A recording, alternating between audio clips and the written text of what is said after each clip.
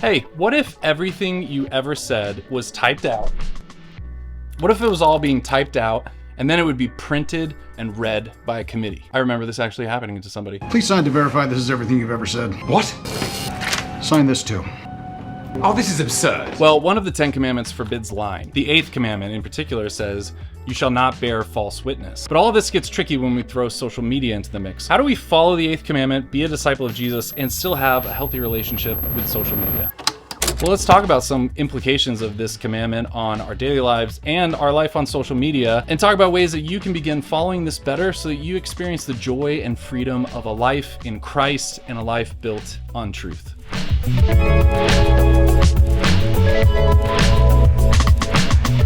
So my first year out of college, I posted something online on social media about this guy I know, just making a joke, and it caused him to start aggressively posting back about me. And the reason he was upset was because he thought what I said was untrue. I reached out to him privately and said, hey, this is all a big misunderstanding. I really look up to you. This is what I meant. Did not mean any harm by this. So I deleted my posts and we ended up reconciling, but it was a hard lesson to learn. This was the first time I had felt a big negative consequence from social media, especially related to being truthful, because I had every intention of being truthful. I love this series of videos on YouTube where they take a celebrity and they hook them up to a lie detector and ask them a bunch of really tough questions. And I think the premise of these videos works because we all understand the implication. We've all been tempted to bend the truth a little when we're cornered by a line of questioning that makes us a little uncomfortable. Are you 5'2"? Absolutely not.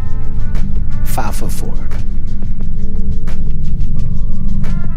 5'3". 5'3". Kevin? 5'2.5". And especially if it involves saying something potentially negative or critical of someone else. The Catechism actually says this in paragraph 2464. The 8th commandment forbids misrepresenting the truth in our relations with others. So God, who is truth, made us for truth and to be in relationships built on trust. And this is because we're made for relationships, and loving relationships require trust. And this is why God revealed that misrepresenting the truth is a sin. Now, this is where I think a lot of us, including myself, could get this all twisted up. In my opinion, this is one of the easiest commandments to talk yourself into. It's easy to think to yourself, yeah, I'm not blatantly lying, I'm just bending the truth a little. Or to think to yourself, well, I'll only share part of the truth. But there are consequences for this type of bending the truth or misrepresenting the truth in our relationships with others. Now look, I get it. It can be so tempting on social media to overstate or brag or exaggerate things. But the 8th commandment is not just about blatant and explicit lying. Following the 8th commandment and following Jesus means trying to respect and live in the truth as much as possible. The Catechism explains that everyone has a right to their reputation not being unnecessarily damaged by others. The Catechism says this in paragraph 2477. Respect for the reputation of persons forbids every attitude and word likely to cause them unjust injury. This is where you might hear someone say, well, it's true what I shared about my coworker online. I'm just sharing a fact. But not so fast. Let's jump back into the Catechism. In paragraph 2488, the Catechism explains this. The right to the communication of the truth is not unconditional. Everyone must conform his life to the gospel precept of fraternal love. This requires us in concrete situations to judge whether or not it is appropriate to reveal the truth to someone who asks for it.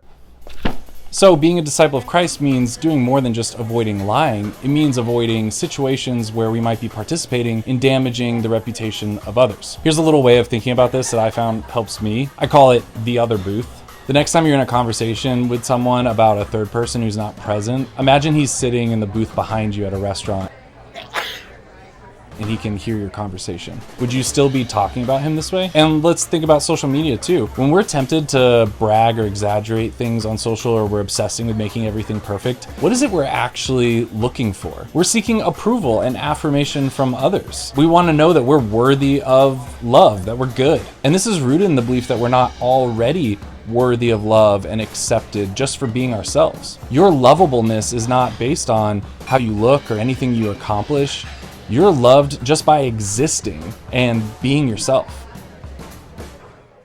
So you need to ask yourself, if a stranger saw you on social media and then met you in real life, if they got to really know you, Would the you they met be vastly different from the you they saw on social media? I've seen these studies where they found that lab coats or your height or wearing glasses can affect how people perceive your intelligence or perceive you in general. So it's true that these superficial things help people make quick judgments about us. But what do we do with this information if we're trying to follow Jesus? What we're all called to do is to be confident in the truth of who we are. So sure, being short might lead people to quickly assume that you're less competent. But are you a competent person? If so, then who cares? Sitting rooted in the truth of who you are means trusting that people will come to the truth if they have a bad perception of you. Learning to live in the truth, and not just that, but to love it and to follow God who is truth, it takes discipline in all these small things. And we grow in our ability to live in the truth when we practice it in these small actions every day. So start trying to do this and praying for God to give you grace in these little actions. Striving to do this every day and praying for God's help to live in truth in the little things sets you up to be way less tempted when you're put in a more difficult situation in the future. And the best part is,